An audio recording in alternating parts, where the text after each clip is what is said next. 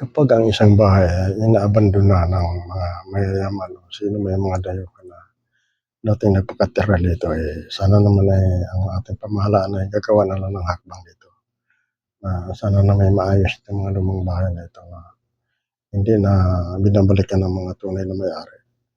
Kung ito naman ay nandito sa Pilipinas, huwag na lang nating kumbaga sayangin o pababayaan. Alalahanin natin na maraming mga Pilipino na magkakaroon ng mga sariling bahay, pero kung ito naman ay pwede nating gawan ng paraan para lang maipamigay natin sa mga kapwa natin Pilipino na nangangailangan ng bahay, gumawa tayo ng hakbang para dito. Kasi sayang din naman itong mga bahay na ito na napakaganda.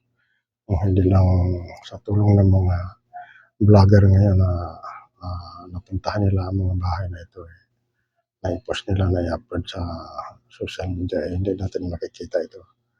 Kaya sana sa ating pamahalaan dyan, mga opisyalis na ating pamahalaan na kaya naman ay siguro maglaan ng pondo para dito.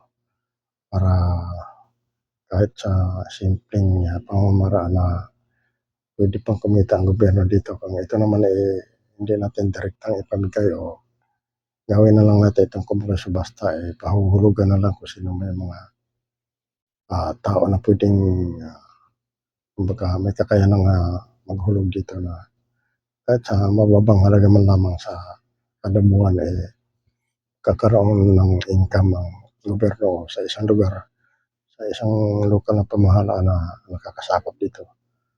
Kaya sana huwag tayong mag-aksaya ng panahon kung may pagkakataon tayo na gumawa ng hakbang dito, hanapan natin ng pamamaraan kung paano natin mapakinabangan ng mga bahay na ito. Kaya sayang na sayang talaga kung ating pababayaan na lamang. Ngayon talagang bulkara na naipapakita dito sa social media sa pamamagitan ng pagbablog ng ating mga masisipag na vlogger. Marami palang pwedeng gawin talaga ang gobyerno na magkakaroon ng mga sariling bahay ang mga tao, mga kapwa natin Pilipino na wala talagang sariling bahay. Ito sana maibigay sa kanila na hindi man lang masayang na para bang ginawa na lang na binabaliwala yung mga bahay na yun. Napakaganda, ito lahat ay mga konkreto.